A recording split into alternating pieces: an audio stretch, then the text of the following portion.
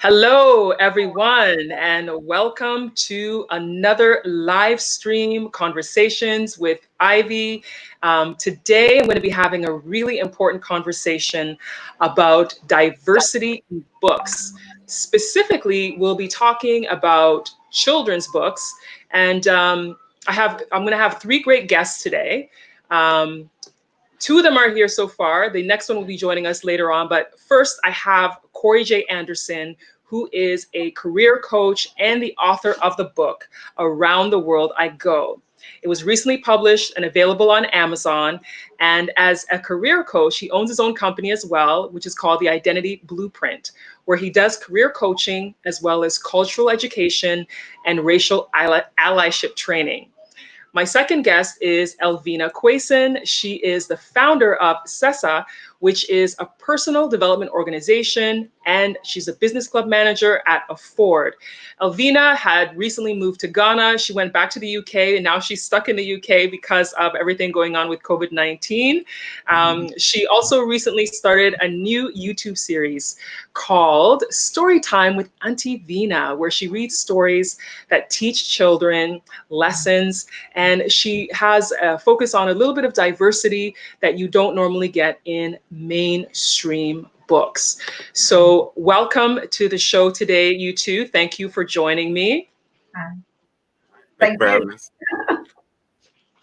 I've said a little bit about both of you, but I'm going to give you each an opportunity to speak on your own behalf and tell us a little bit about yourself. So we'll start off with Elvina. Hi. Thank you. Thanks, Ivy, so much for the invitation. Really happy to be here.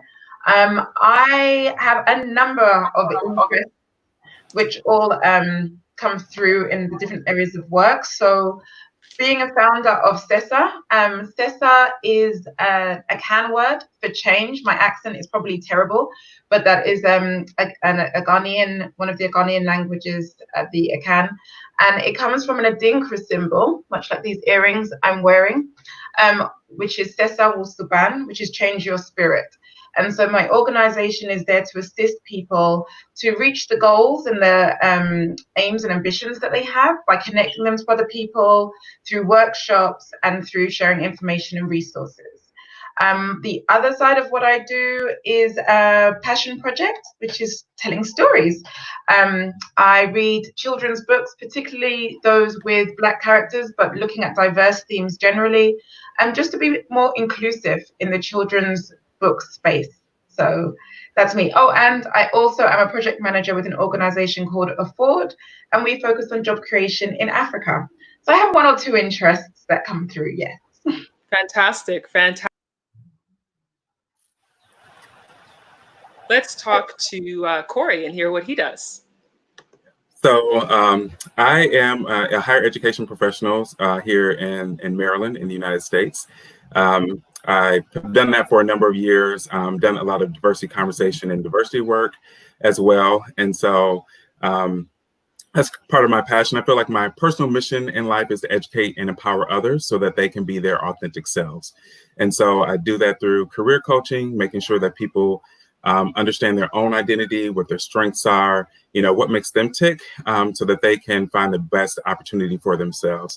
And they use the same principle in terms of owning and understanding your own identity when it comes to conversations about race and cultural conversations and whatnot. And so I ended up writing a children's book. It's not something that was necessarily in my plan per se, but I have a 4-year-old daughter.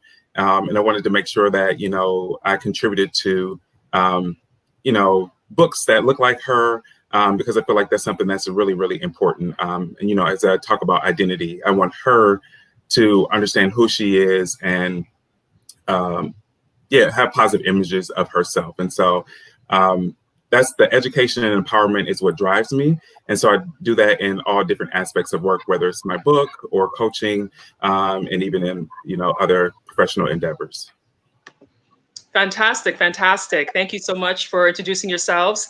I want to thank everyone who has joined this live stream and people who are continuing to join, and remind you that if you do have questions or comments, please do write them in the comment section, because I will put them on the screen and give our guests a chance to comment on things you may want to know about them and about their business, about their projects that they're working on.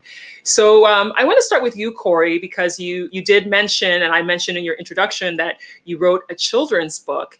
And our topic today is all about, diversity in books, specifically talking about children. And in this particular time that we're in, with the racial uprising and tension that's been happening in America that has spread worldwide, there has been an increase in people's demand in supporting Black businesses, supporting, Black-owned restaurants, books. I read that there's a bookstore owner in Florida who's been in business for 30 years, and he sells books for the African American population. And he said for the first time in 30 years, he is selling out of books, so there's definitely a demand to support each other and for stories to be told. So I want to know, Cory, what inspired you? I know you mentioned your daughter, but because there's a lot of men who have daughters, or children in general, but they don't write books. So what made you decide to write a book? I think part of it is I'm an educator, so that's just a part of my DNA. And I think, again, I mentioned I wanted to be a contributor. So I think it's very easy to, complain about things and say there's not this or there's not that. But I wanted to figure out a way in which I can contribute. And so, I was sitting down in jury duty one day, and I was in part of this, even before this, reading my daughter different books. I'm like, I wonder if I can do this. And so it was a stretch for myself, but also just, again, wanting to be able to contribute to more diverse books and make sure that my daughter has images that look like her, and that, that she could see herself in the books that she was reading. So that's something that is extremely important to me and my wife. And so, like I said, I'm an educator, and even in the back of the book, there's a few questions to ask to say, well, where did she go, and what are the continents and things like that. And so not only did I want her to see the images, but I also wanted to make the book itself educational, so that young kids can learn about traveling the globe and hopefully inspire them to do so as well. I actually had a friend of mine who read the book to her son, and he was like, yeah, I want to go ahead and I want to visit here, or I want to visit South America. And so those are the things that I want, that kind of pushed me to do the book, because that's what I wanted to do. I wanted to see young kids, particularly Black kids, kids of color, be able to see themselves traveling, because so many of them don't, unfortunately, have an opportunity, or don't even think about it. They just think about being in their respective communities. And so, hopefully inspiring, educating, and again, empowering young people to think outside of their own environment was something that kind of pushed me to do the book. So I had put on the screen there the cover of the book, which is Around the World I Go. Now, I know you mentioned some travel in there when you were talking about the book. Did you travel as a child, and it brought curiosity, and you felt that it's important for children to understand the reason to travel? Yeah, I didn't travel extensively. So my parents did something, and I didn't think it was a big deal then, but I think now. So, I mean, we didn't have a lot of money. I would go down to Mississippi, where my dad is from, just about every summer. So we would do that in terms of travel.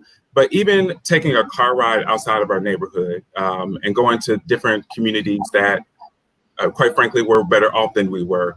And so I think that kind of ingrained in my mind that there was something else, there was something more other than what I was seeing just around me.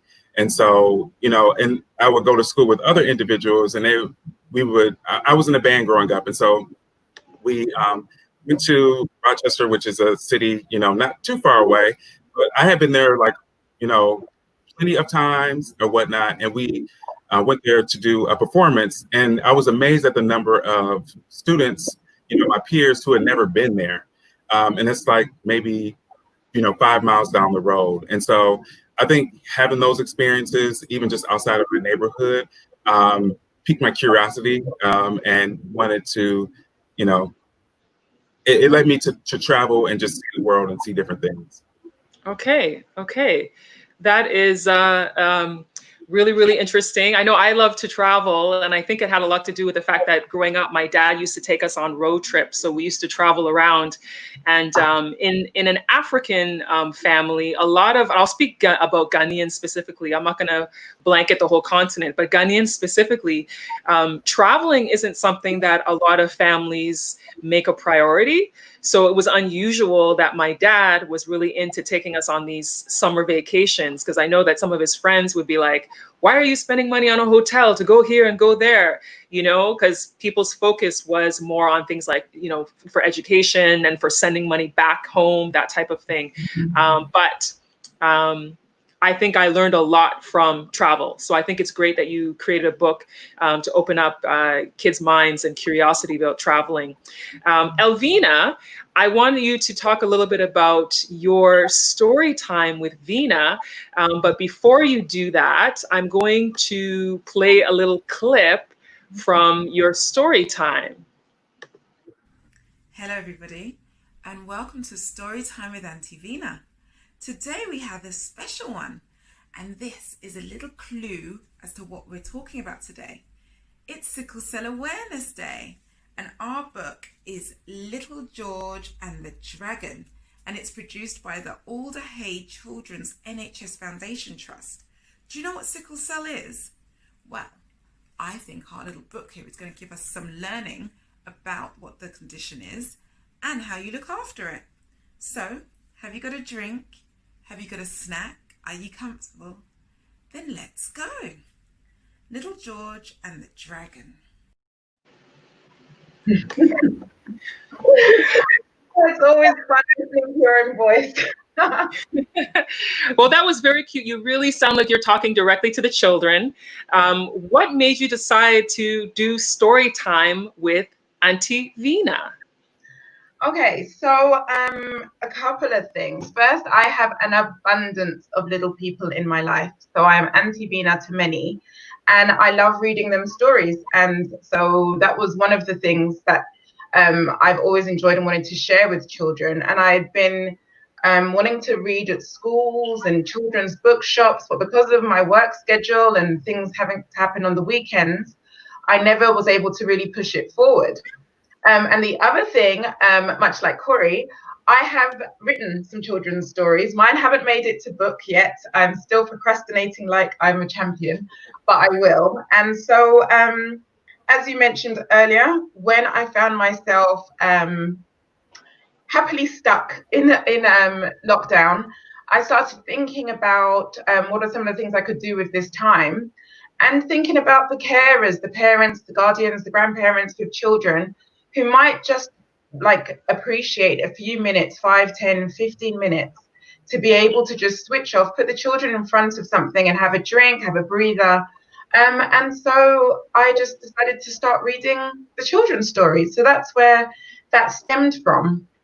In terms of the kind of stories I read, I've always been very interested in identity, how particularly the Black community sees themselves. I'm Ghanaian diaspora, so I was born in the UK to Ghanaian parents, and so I've had that dual cultural upbringing, if you like. And like many others, and many still going through it, I'm sure, there's always this interest in trying to figure yourself out in connections to your heritage, in connections to the country you were born in, and as a Black person. And I often found that there was a huge dearth, like very limited amounts of books that had characters that showed Black children. So when my nieces and nephews started being born, it became a real focus for me to find these books so that I could give those as gifts to them, because I knew, I was even thinking earlier today, trying to remember my first book with a Black character, and I really can't. I really can't think of it. So I really wanted to have something that would connect with them. And one of my favorites is a book called Through the Window. And the little girl, Jo, has her hair in 2 big puffs.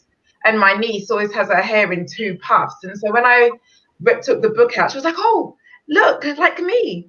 And it was just perfect. And I was like, yes, that's exactly why we need these books, so that it doesn't become a huge anomaly, and you won't hopefully have children running about with tights on their heads like we did, trying to pretend that your hair was this wavy, flowy, blonde, brunette, whatever. You can actually be like, oh, look, I've got my puffs, I've got my afro, I've got my braids.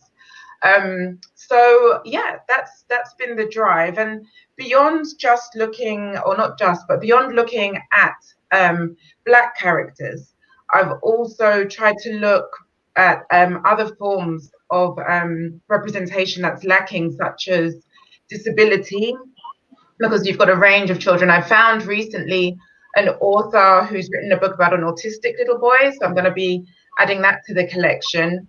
And again, like the clip you showed, thank you for that, and the t-shirt I'm wearing, my godson, who I've written a story for, Super G, Gabriel, has sickle cell.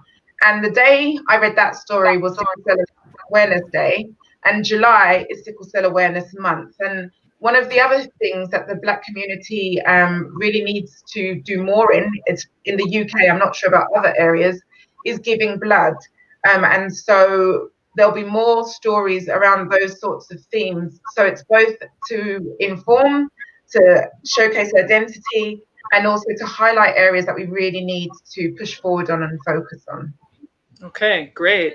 Cory, I wanted to ask you, with regards to publishing your book, did you approach anyone as far as trying to publish through a book company? Because what I've noticed over the last little while is there are some companies now that are jumping on the trend, so to speak, of publishing books for about Black stories, other diverse stories, to Asian kids, to people of disability. Like, Penguin Books is one of them, for example. Penguin Books here, they recently published Sulwe by Lupita Nyong'o, and then Hair Love by Matthew Cherry, which is based on that Oscar-winning film about embracing your hair. My daughter loves that book, by the way. Oh, I'm not surprised. I actually loved the short film. I haven't read the book yet, but I love the short film. With more publishing companies now taking an interest, did you consider that before you were publishing your book? Yeah, so I did try to do some research in terms of figure out what was the best option for me. And then as I was looking, there was like no guarantee that a publisher would pick it up. And then also, as I was looking, if you do get picked up by a publisher, they basically would pay you the advance, and then the royalties will have to come in after that. And the advance wasn't anything, it was nice, but it wasn't substantial. And so at that point, I was just like, you know what, let me just go ahead and self-publish it and do it on my own. Because I think had I tried to go through a publisher, it probably would have taken me longer to actually get it published, as opposed to doing it myself. The other thing too is you don't necessarily have as much control. So at least from my understanding in my research, so in terms of like the illustrator, the images, how I wanted to portray things, I had control over that. Whereas with the publisher, I may not have had as much control. And so I think just for me, it was important to have that control and to be able to say, this is how I want it to look, and that type of thing. When my daughter picks up the book or she sees anyone else with a book, she says, oh, that's me, that's my book. And so, I'm not sure that would have taken place had a publisher, taken it and kind of ran with the manuscript. And that's totally understandable, because when you have a publisher who's managing it, you're going to have those challenges of having to follow whatever, rules or the plan that they have in place, but you have more control when you are the one who publishes yourself. Do you advise others to take the route that you took? And if so, why? You may have kind of touched on it a little bit, but would you advise people to do the same thing you did and self-publish? I think it just depends on the individual. If you have the time to, it does take a lot of time and effort to. And I think the challenge as well is that I do go through Amazon. There's another company called Ingram Spark as well. And so you just have to know and recognize that you're not necessarily going to get wealthy off of it. It's another For me, I look at it as another additional source of income. So I think it just depends on the individual. If you really want to get it out there, you really want to stretch yourself, then definitely go ahead and self-publish. And then also I would say a children's book is probably different than, a novel or a book that doesn't have as much pictures. So I think the cost to do a children's book is a little bit more because of the illustration versus, if you're writing a biography or historical document or something to that nature. Okay, we have a comment here from one of our audience on YouTube, Cindy Stater-Drummond, who says, we're always looking for inspirational topics that are not just about identity, but also speak to broader life experiences. I think both of you touched on that. Cory, you regarding it being a travel story, and Elvina mentioning that you also have stories of children with disabilities.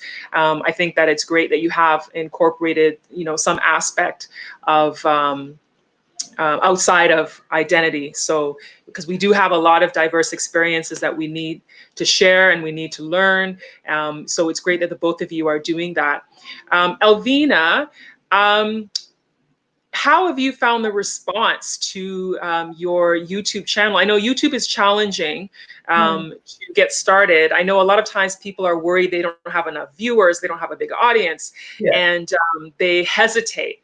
But it's one step at a time. You have to keep going and keep pushing, and eventually you grow your audience.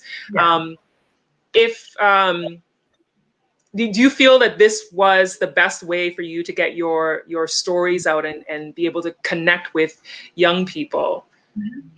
Okay, so I just wanted to comment on the last contribution you had. As much as I use the term identity, and the stories are literally, like you say, just looking at the experiences. So there's this lovely book called What About Adra? And it's just looking at the fact of the child welcoming and the jealousy that comes when you get a new sibling coming into your life. So that the identity part almost comes subliminal. It's not like in your face, you are Black and this is, what you must know. It's like, oh, look, the character vaguely resembles me, but I'm more interested in the content of the story. So I totally take your point on board. YouTube came to mind to use just because it seemed to be able to reach broader audiences than some of the other platforms, which I'm familiar with, like Facebook and Instagram. And so I decided to go with YouTube. Sorry, what was your question again? Because I got caught up on the last comment. Sorry, I've been trying to add our third guest. Sure. So I do apologize if I seemed a little bit delayed. I was trying to add him into the stream because he just joined. I was asking you about choosing YouTube as your way of communicating to young people, and the fact that a lot of people get discouraged about YouTube not getting enough views quickly, and by 3 or 4 videos, people quit. What is keeping you going? And do you feel you're actually connecting with your audience? After you give your answer, I'm going to introduce Delali, who just joined the stream. Sure. I would agree to extent on the views and how that can be discouraging. But one of the things I've loved is, like, I get these little WhatsApp messages from the listeners, from people's children, saying, thank you, Elvina, I love your story, and really happy to hear your stories, and love your singing, and just talking about how much they've enjoyed it, and linking it with Instagram and a Facebook page enables conversation.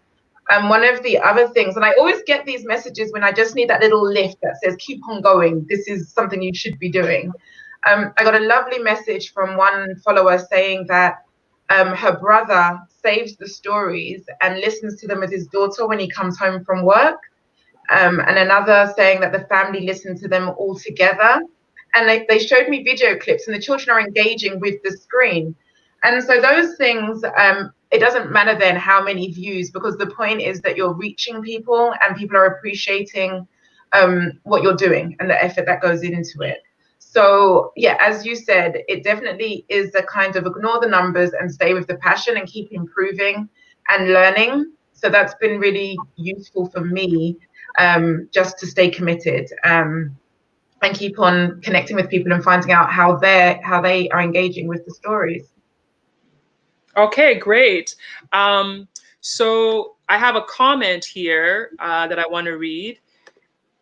The comment says, I have a family member that has sickle cell anemia. This is from NV Thompson. I have a family member that has sickle cell anemia, and I wish we had books like Little George and the Dragon back then. Identifying yourself in storybooks is so powerful for children. Kudos to you for choosing that type of story, Elvina. I think it's fantastic that you're bringing light to those types of things, because, you know, I had a close family friend who also has sickle cell anemia, and I know that he had his challenges growing up as well, and would have loved to have something like this when he was younger as well. Yeah. We have a question here from Cindy, who's saying, are you getting permission from the various authors to read their books on YouTube? Is this a challenge for you? Because I know when using music, we have to get the rights for music. Is it the same for reading the book? It is. So some of the books, yes, I've reached out to the authors and got permission. I recently just got permission from Penguin. So I'm going to be able to read Hair, Love and Soy. I have both of those. And this other great book called Look Up. I have a couple of the books I like right here. Hold it up again. I want to see. Yeah. I like the hair. So this is, like, I love this because she's got that chain row. If I can quickly find the picture, there is an amazing little picture here where her mother, look at this. How many people can relate to this? How many young girls with natural hair? Braiding her hair. Yeah. And it's written, and the other thing I love about this is that it's written by a young man and it's illustrated by another young man. And there's another one coming up looking at the environment. This one is looking at her love of science. And it gives a little history in there as well. So I'm now officially allowed to release these until the end of July. But yeah, it's definitely a challenge, and it's definitely an issue waiting for people to get back to you. So I will say that I have a mix. But yeah, the main thing is to reach out and try and get permission so it can officially stay on YouTube. Okay, all right, that's fantastic. That book is so cute. I would have loved to have a book like that when I was a little kid too. Yeah. Can I say something real quick? Go ahead. Yeah, so I think like books like that as a parent, and even Hair Love, so yeah, it really does have an impact. So my daughter, we read Hair Love to her, and then, you know, she was like, oh, I want my hair like that. I want, because it's in a part of the book, the girl has Afro puffs with a superhero cape. And so, you know, that's empowering for her, because she's like, oh yeah, I can wear my Afro puffs and I'm a superhero, you know, whereas, you know, when I was growing up and I think about some of the things that my sister went through, you know, my sister at times, she was like, oh, I want long blonde hair because that's what was put out there. And that was the cultural norm or whatnot. So to have my daughter look at a book and say, oh, I want my hair like this in its natural state, I think is a beautiful thing. So I'm going to have to take a look at that book. Yeah. Yeah. That's fantastic. They're all on there. So for people who are just joining, I'm just going to review that if you're just joining right now, I am talking to Cory J. Anderson, who is an author as well as a career coach. I'm talking to Elvina Quaison, who is a storyteller. Her YouTube channel, she tells stories to children. She reads stories to children, and she also is the founder of a company, SESA.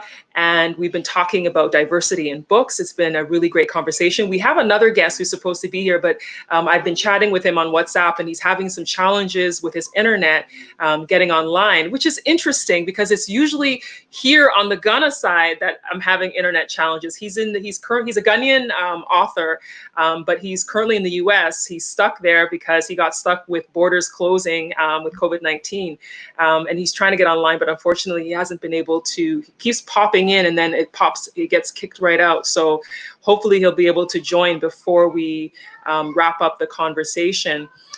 So Cory, I wanted to ask you, because as a Black man, I know that something that a lot of Black men I hear say is once they have a daughter, they really realize how important it is to instill self-esteem into women. Because, you know, boys grow up and, you know, they're getting into trouble, doing all kinds of things, and they're not really thinking about self-esteem in women until they have a daughter. Then all of a sudden it's like, boom, things have changed.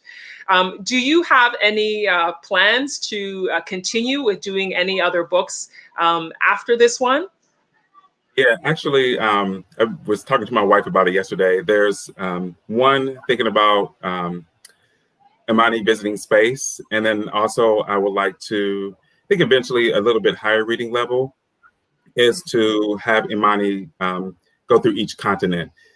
So I think one of the first ones hopefully will be a story about visiting Ghana, since I was able to go last August, and really delve a little bit more into that. So yeah, I want to continue to create different stories and to showcase Imani's different adventures.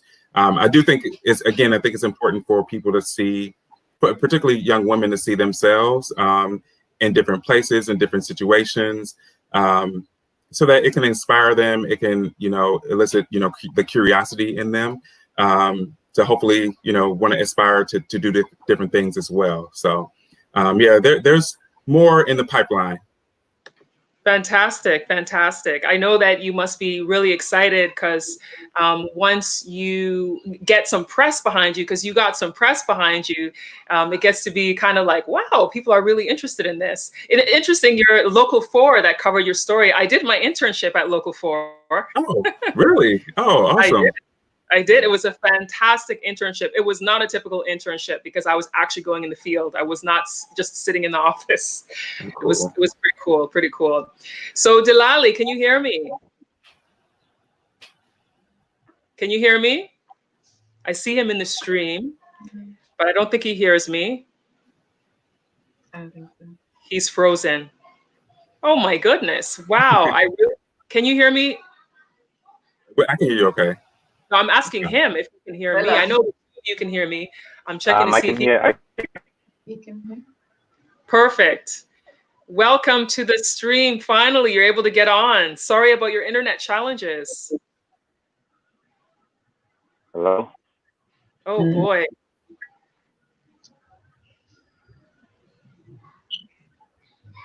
Della? Okay, it seems like we're having some challenges with him, but I'll do a quick introduction. Yeah, I can hear you guys now. Okay, I can't see anybody. You can't see us? Oh, he's gone now. Yeah. Can I just quick comment off the back of what Cory was saying? One of the things I found actually really difficult, maybe because I'm on the UK side, and our books is extremely limited when it comes to books with diversity, is that we're getting more and more books with young women and girls, but I'm finding it very difficult to find books with boys. Very, very difficult. So that is definitely an area that I think needs more attention from authors out there. And it is so great to see so many self-publishing authors. So I'm thinking that we're definitely going to see more range in the stories being produced. You bring up a very, very good point. I mean, I personally, I don't have any children. I have, nieces, I have, cousins who have children, some of my friends who have children. So I spend time around other people's children. But I haven't spent a lot of time like really looking to see if there's a huge diversity between boys and girls. I'm usually looking to see if there's books that represent other races besides Caucasian white children. That's usually what I would see. And when I looked at studies, so for instance, there was an article in Huffington Post that said kids' books still have a lack of diversity problem, powerful images still show. And in that particular story, it went on to say that books are mirrors reflecting our own lives back at us, and that reading is therefore a means of self-affirmation. And the idea is the inspiration behind a powerful new image that shows just how badly children's books are failing our children. So this particular story was basically saying that there's still books that feature more, so 27% feature non-human characters more than a combination of other minorities together, all put together, Black, Asian, like everything together, 23% representation. There's more representation of animals, so that they're failing the children. So Della, you've been able to join our stream. I'm hoping that I will be able to keep you on for the rest. Can you hear me? There's a delay. Yeah. So hopefully we'll be able to get some steady chat with him, but I'll do a quick introduction for people who want to know, or for people who joined Yeah, to I see. can hear you. I can hear you. Okay, perfect. So I'm going to introduce a quick introduction. Delali Avemega is a children's book author, and he's also an illustrator. His company publishes books for children. It's called Fish Plankton Books, based in Ghana. He also considers himself an artpreneur. He's a producer, illustrator. He gets involved with the Writers Project of Ghana. And he has several children's books that are out. I actually bought one of his books for my cousin's daughter, and she absolutely loved it so much. The book ended up shredded to pieces because she was just always carrying it around everywhere. Oh, it looks like we lost him again. But I've started talking about him, so let me continue. So he has a lot of books that represent African children, because we do find that there are stories for the African-American audience, but stories for African children can have some slight differences in how stories are told. So these are a couple of his latest books. These are Our Heroes, which talks about 20 famous change makers from Ghana. And then he has another one, which is 24 change makers from Africa. So in bridging the gap between our Black community in America, Black community in Africa, it's always good that we learn from each other and find out stories happening across the continents. So he focuses on stories that bring light to the culture and the different things in a child's life, particularly in the context of Ghana. For instance, the story of his that I bought for my cousin's daughter was about a girl who wanted a dress for church. And it was a really interesting story. Do we have you back, Dela? I wonder who your internet provider is. Is it AT&T? He's calling them out. Can you hear us now? Or you must be in the mountains somewhere. You must be in like some small town in the mountains, in the Appalachian region. Maybe you're in Vermont or Maine or something. He's not hearing me. All the things I'm saying, I'm hoping to get a little laugh out of him. But he has been quite successful with his books in Ghana. He has a couple of other ones here that one is called Miss Clean and one is Dr. Tut. I would love him to tell the story about these two books, hoping that I'll be able to get him. Okay, so now, until I'm able to get him to speak, I want to ask you quickly, Cory, because I did mention that you have a career coaching business. It's called the Blueprint Identity, or the Identity Blueprint. Mm-hmm. There it is, the Identity Blueprint. And you do career coaching. You also have been doing cultural education as well as allyship, which now is probably, you're getting busy at this time with so many things that have been going on in society right now. Can you tell us how being a career coach and what you do may have been helpful in writing this book? Yeah, I think it kind of goes back to what I mentioned previously, is that I'm an educator at heart. And so whether it's writing a book or whether it's being a career coach, I always go from the standpoint of being an educator. So, and I also recognize in terms of particularly having the conversations about race and allyship, is that not everyone can have those conversations. They don't have the patience level for it, to be quite honest. I don't know why, but God has blessed me with patience that even when someone may say something, off color or whatnot, that I'm okay with. I can move past that and I can kind of unpack that. And so I think whether it's writing a book or my coaching, I'm really, as I mentioned previously, about educating and empower others. And so I think in order to do so, I have to listen, I have to observe, but then also make sure that I'm being vulnerable as well, and helping others be vulnerable and unpack, who they are, their identity. So again, that they can be their authentic selves. Great, fantastic. Have you actually started doing any coaching for companies with respect to cultural education and allyship because of some of the racism that's been going on? Most of it has been either individual work, so working with individuals in terms of understanding, who they are, Oftentimes I ask my clients, particularly who are white, I will ask them, what does being white mean to you?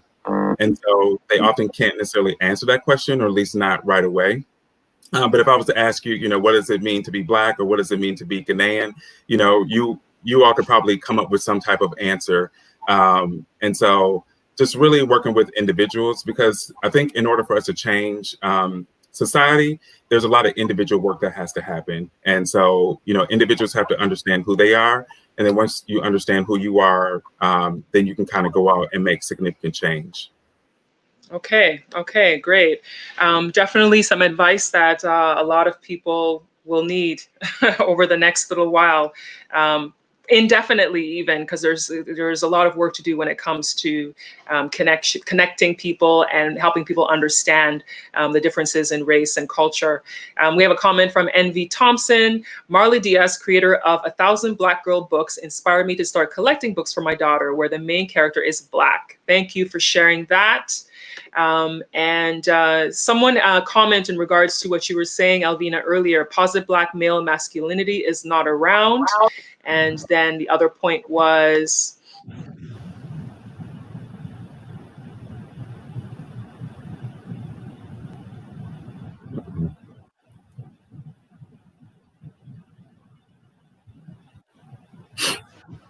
Did you freeze? Ivy for a second. Oh, okay. So the other great point was, yes, there is no books for boys in our community. Yeah, I actually, I have a nephew, and so I had thought about like what types of books could I write for him, so that he can see himself as well, or even like create a character for him, I have Imani, how can they interact in their own particular world. I think the other thing too is language. So one of my books is in Spanish, or the book is in Spanish as well. And so think about, how many Black people across the diaspora actually speak, Spanish and want to not only have a book that looks like them, but also speaks their language as well. And so I think that's, really important. So as you were talking about the different types of book, people with, disabilities or whatnot, and make sure that we're showcasing that. I think language is a big piece of it as well. Yeah. I mean, I actually just pulled up one of the book I mentioned, Amazing. And as you can see, the main guy is in a wheelchair. But when I looked closer, I noticed that this little young man has a hearing aid. But it's not the main point of the story. It's just part of the story. So, yeah, I totally agree with what you're saying and doing, Cory. It's amazing. It's really cool. Thank you. And then also, I want to mention earlier is that I will be giving blood on Monday. So I'm going to do my part. Hey, Cory. Fantastic. That's really good. Fantastic. I've wanted to donate blood too, but I can't. Because of anemia, I'm not able to. So otherwise, I have wanted to, but it's always no, you can't. So, but kudos to you. Remember, take them along. Let them do it. That would be great. Good idea. Yeah. I don't know if you noticed that I was lost in the feed for a little bit. So he grabbed the reins and kept it moving for you there. I was like, oh no, now my internet is misbehaving. And so I started to switch to, I have MTN and I have Vodafone, two of the top ones in Ghana. So I just switched to MTN while the problems started happening on Vodafone. So hopefully we're able to keep it going.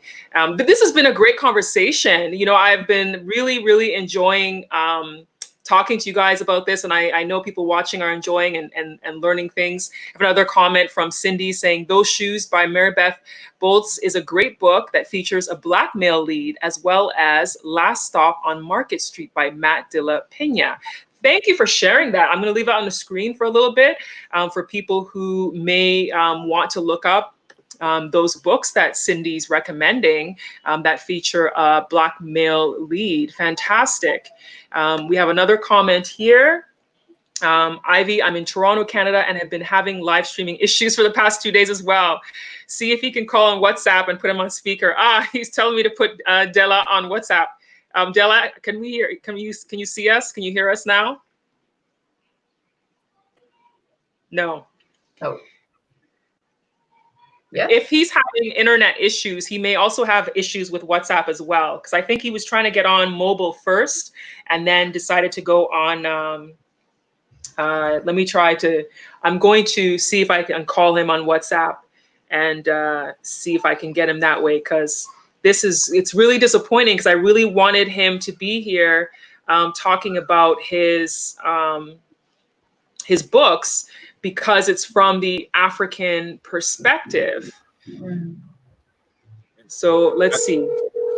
And I will say that I think, like, I'm going to go ahead and I'm going to purchase some of those books, because I think it is really important, particularly as an African American, to be able to teach my daughter that, yes, we're all Black, but we also have different cultures, and people, you know, do things in just a little bit different way. I mean, I've even started Akili and Me. It's like a cartoon. And so I started to have my daughter, you know, watch that, because I think it's, there's diversity even in being Black. And so we need to make sure that we are showcasing, you know, that diversity as well. Okay. I'd actually like to come in, because as much as we've talked about the continent, African continent, and then the US, the UK Black experience is also a bit different, as you're saying. And it's been interesting for us, even when you were talking about the racial activity in the US, as if it wasn't, and then it rolled into the other places. One of my key challenges with this whole global response is that it's everybody responding to the US as though there aren't some serious issues happening in their own country. So I'm really, really watching to see all these people who have gone marching across the world, how are they going to respond to their predominantly, what would you want to call it, migrant diaspora communities in their countries, see themselves as French, English, Australian, but are not treated as such. And in the UK, you have 1% of books have children's books. Put you on. And they published in 2019 10,000 books. So that's only 100 books with a character that is non-white. And I don't know how many for animals. So there is this areas where we do definitely have synergy. And then there's areas where we can learn from each other's experiences and actually see how others are living as well. Have you had a chance, because in the US I've seen, like, we're more, for example, our libraries and things like that, where they are trying to say, okay, well, we do need more diverse books, and both, I think, in like bookstores, but then also in like public libraries. Have you started to see the conversation shift at all since everything's been happening in the UK? Yeah, I mean, like we've mentioned Penguin, and Penguin actually put out a list of independent Black bookshops, which I was so surprised at, but obviously it's encouraging. So it's nice to see that there is some forward movement. One of the things that we did used to have is our bookshops used to have a Black section, and then you had the mainstream section. And then I guess in the bid to be more inclusive, they combined the sections. But what we found, or what I've definitely found, is that now, where before you knew where you could go to get a book with a character that looks, I remember like there's probably only like 100, maybe 200 books, and thousands of children's books that have a Black character or non-Black, or non-white character. But now they've mixed them, it's very difficult to find these stories. So what would probably be better is to mix them. One of your questions earlier was around mainstreaming. So yes, mix some of the books so that white people can find these books mixed in with the other books, but also have a section so that other people who know what they want, who don't know the authors, can just go and grab a book as well. So it's progress step by step, but there's definitely more maybe community communication, like the work you do, that needs to happen for bigger organizations and smaller ones make these sweeping changes in a bid to do better. They can actually make things more difficult. I'm trying to. Hello, Della. I don't know, Ivy. I think maybe you need to do a one-to-one session with Della. I know. I think I'm going to have to do a one-to-one session because they can't see you on the phone. We can't see you on the phone. Oh, okay. Yeah. Yes, that's fine. Yeah. Sorry about my internet. I don't know why it's acting up. I mean, it's rather unfortunate. I'm surprised myself. But it is rather unfortunate. I don't know if those of you watching can hear him on the speaker saying it's rather unfortunate that he's not able to join. He keeps trying to join the live stream and it keeps getting bumped off. I jokingly said, "Are you on AT&T?" well, Well, that's what I think. That's my phone service, though. So you're right. You get right. I was right. I guessed right. There you go. Yeah.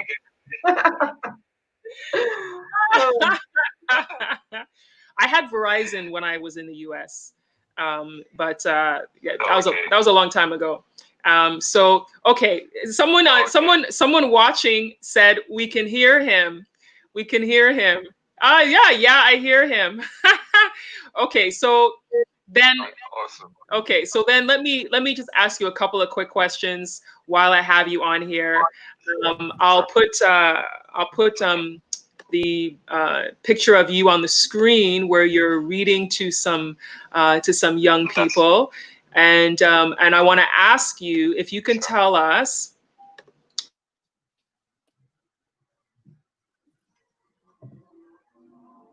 Oh no.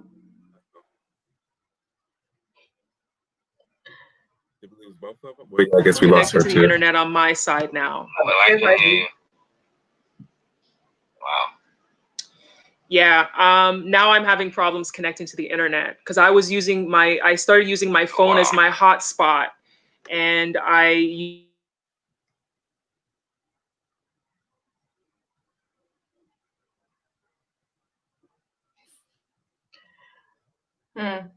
mean, Cory, I have a question actually, and also a bit of a. You guys see me? I'm back. The image is still up. Yeah. All right, because I got lost in the feed. I got lost in the stream. My internet cut again. Sorry. So I want to say thank you, Elvina and Cory, for keeping things going during those moments when the internet cuts and when I've been trying to connect with Della on the other end here as well. So I want to thank you. I have a poor connection. Della, I think this is not going to work. I have a poor connection with you again. It keeps cutting out. Yeah, that's okay. That's okay. So that's okay. Okay. So yeah, you. So we'll have to. So what we'll have to do is maybe get you on another time, and do like just do like a one-on-one talking about your books. That'd be great. Yeah. So we'll have to find a time when you have a better connection. Sure. Yeah. In the meantime, thank you so much. In the meantime, I will put your stuff on the screen again, and I'll put your website there where people can get your books and can reach out to you on social media. Sure. Okay. Sure. All right. Thank you so much. Thank you. All right. Have a great one. You too. Bye-bye. Bye. Ivy, there's one area that I was just about to ask Cory about that I'm also seeing as quite an important thing around access to the books. It's great that we are getting more and more self-publishing authors, and so it's giving us more range. But because people are self-publishing, you're finding that the books cost almost double that of mainstream books. And so there's something around, I don't know if it's collective working or looking for ways to improve on distribution so that we can get more books out there at more affordable prices, because that is also going to be a challenge. When you're looking at in the UK, for instance, I can get a book for £4, a mainstream one, but then the books that I want to read are like £10, £12. And I totally understand why. And you talked about it, Cory, when you're talking about the illustrations and so on. But that's also going to be a bit of a challenge in getting access. So I totally agree. My book is a paperback, but ideally, with kids' books, it's really important to have like a hardbound book. But the cost to do that, right now the book is $9. But in order to do that, I would probably have to charge anywhere between like $15 to $20 for the book in order for me to make some sort of profit off of it. And I think, I want as many people to have the book as possible. And so I'm not willing to charge that much. And so, just go with the paperback route. But I definitely agree. I think with particularly Black people across the diaspora, I think it probably is important for us to kind of think about, how can we, I'm sure there is a Black publishing house, but how can we utilize our collective power, across the globe in order to, create, promote, and publish books about us and look like us. So I think there's definitely an opportunity there. I just didn't find it when I was, and I didn't do as much searching as I probably should have, but I definitely feel like there's an opportunity there. Well, we put it out, call for action, people. This is somebody's Yes. So someone made a comment saying that I should have keep him on the phone. Visuals not necessary. I did end up letting him go because while I was on with him, his network still kept cutting. Like he would say something, and then on my phone it said poor connection. And then it was disrupting the feed that we're having here because basically I was connecting to the same internet that I'm using to do this live feed. So we'll have to do it with him another time. We have Olivia Esiedu Nto who says, is there an opportunity to create a platform for Black illustrators or freelancers who want to break into the industry working to help? Great point. There could be a platform I'm not aware of. Are either of you aware of any platforms? No, I can't. I mean, the easiest way I found was doing like a hashtag on the Instagrams, and then you get a number, but I don't know about an official platform. So that would definitely be useful, I'm sure.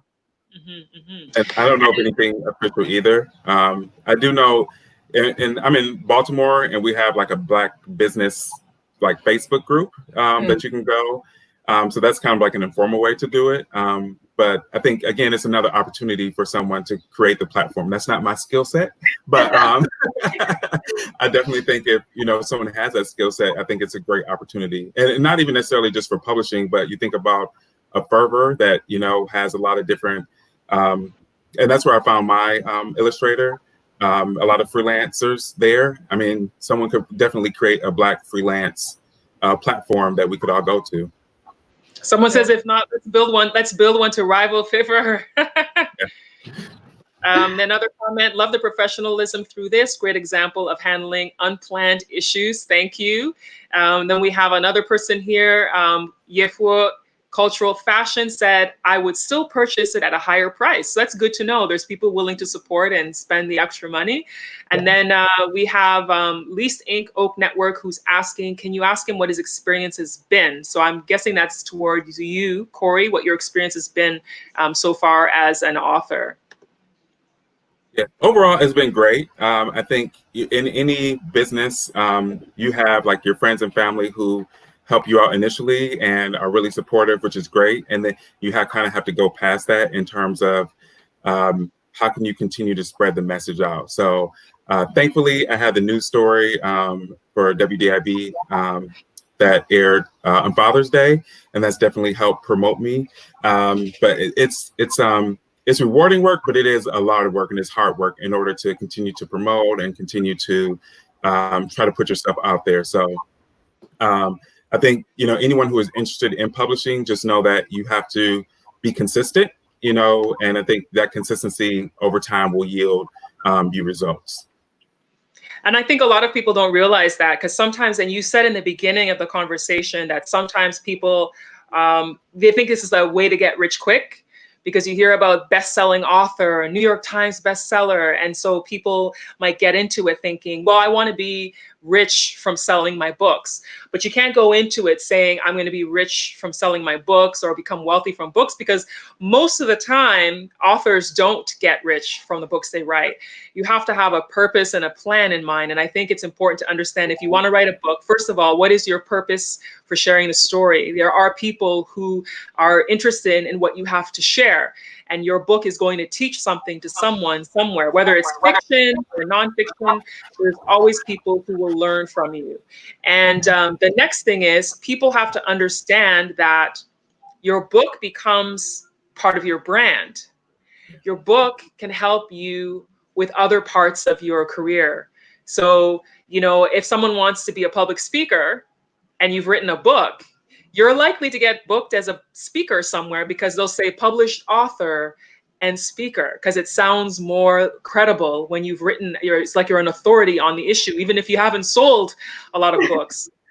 Seriously. So people have to understand that it's all part of the process, have a plan, have a purpose, and it shouldn't be about, I want to become rich. It's what's your why. That's what it's all about. Yeah, Absolutely. yeah. I've really been enjoying this conversation. It's been fantastic, and I love that people are engaged in it. Just a reminder, if you have questions or comments, please do so. We are at about 1 hour in our conversation now.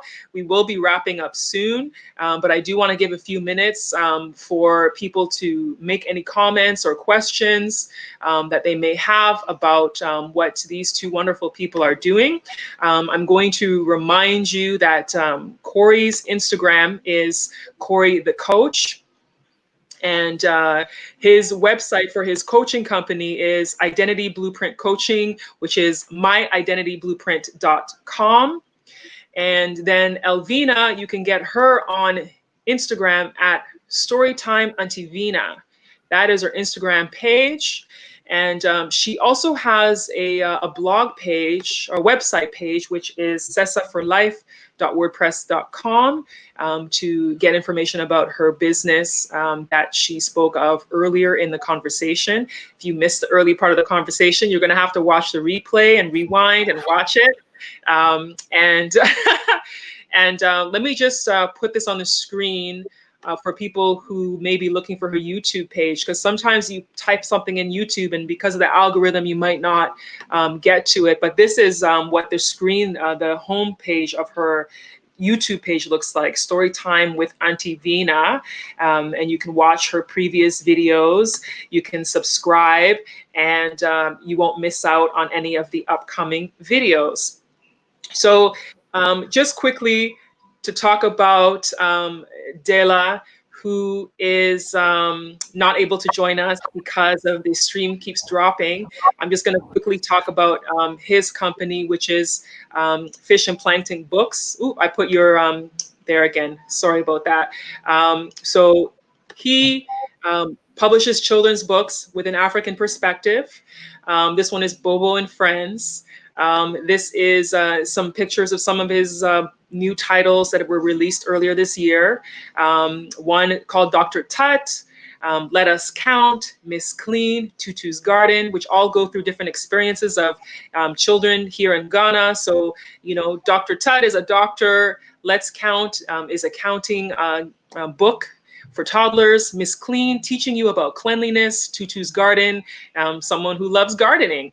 And then these are our heroes, talking about 20 famous change makers from Ghana. And then he has one about change makers from all of Africa as well. And he goes out and he reads to excuse me, he goes out and he reads to children as well. He's actively involved with the Writers Project in Ghana, which is an organization that supports writers. If you want to find information about his publishing company, Fish and Plankton Books, that is the website link there, fishandplanktonbooks.com. You can find his books available online as well.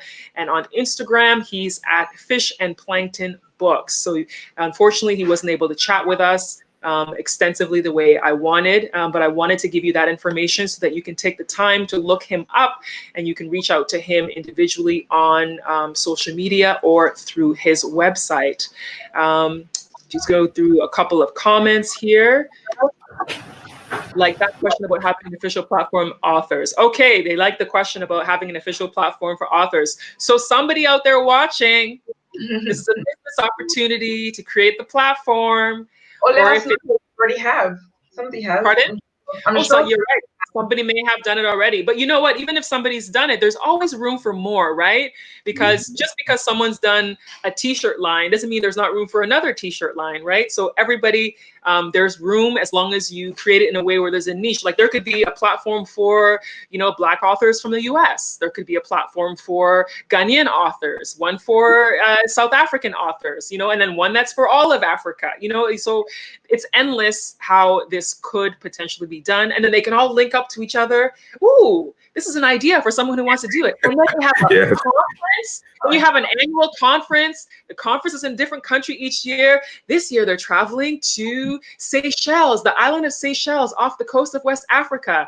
People coming from around the world to share stories about children from the US, African-American children, children from Ghana, children from Egypt, children from, you know, I'm just like brainstorming on air. Let me go to the comments again. Another comment from NB Thompson. These books are also valuable investments. Black history books, especially during these difficult times of racism and protests, as it really helps with conversations in our families and in our schools. Excellent comment. Thank you so much. One more comment here. Yes, your book is like another business card towards your why. Most definitely. So we don't have any more comments or questions coming from the audience. So we will wrap it up. I want to thank the two of you for taking out an hour of your time on a Sunday. I will give you both the last word to say a few things about your business, how people can reach you. And so we'll start off with Cory, and then I will go to Elvina. Yeah, so Ivy, again, thank you so very much for having me and reaching out to me. It's been a really good conversation, and yeah, I mean, the thing I would just say is that if you are interested in writing, well, I'll say this: I think right now we are in a season, what I call a season of reset, or a season of potential opportunity. So the seeds that you sow now, you'll be able to reap a harvest later on. So if you are someone who's been thinking about the book or writing or whatever project that you have, I would definitely say go for it. And then also if you want to support me and my book Around the World I Go, definitely would appreciate that as well. Awesome, awesome, awesome. Thank you so much. I really appreciate you taking out the time today. And Elvina, some last words. Thank you also for being on. It's been a pleasure to meet Cory now and to be able to connect with the audience. Please come and listen to Storytime with Antivina. Send me your suggestions on Instagram or on Facebook. You can join the Facebook community, Storytime with Antivina. Cory, I'll be looking for your book to add to my stories. And I'm really interested in connecting with self-published authors. So please do connect with me so I can also read your stories too. Awesome. Thank you so much, both of you. Let me read through these last few comments before I wrap. We have Andrew who says, insightful discussions by panelists. My hat's off to Elvina for putting the spotlight on disabilities, especially sickle cell. Children with the disabilities feel like they aren't seen. This helps loads. We have PB who says, Ivy's a pro. Thanks very much for this. Thank you so much for watching. And then Least Inc. Oak Network, yes, asking for that same reason. Great discussions all. Thank you. And that's a great way to end. Great discussions. Thank you so much. I really appreciate the time that you have put into spending today. We'll keep in touch as always. And everyone, you have their information. Reach out to them on social media. Buy the book on Amazon. Subscribe to Elvina on YouTube. And connect and collaborate. Thank you so much. Have a fantastic day. Thank you. Thank you.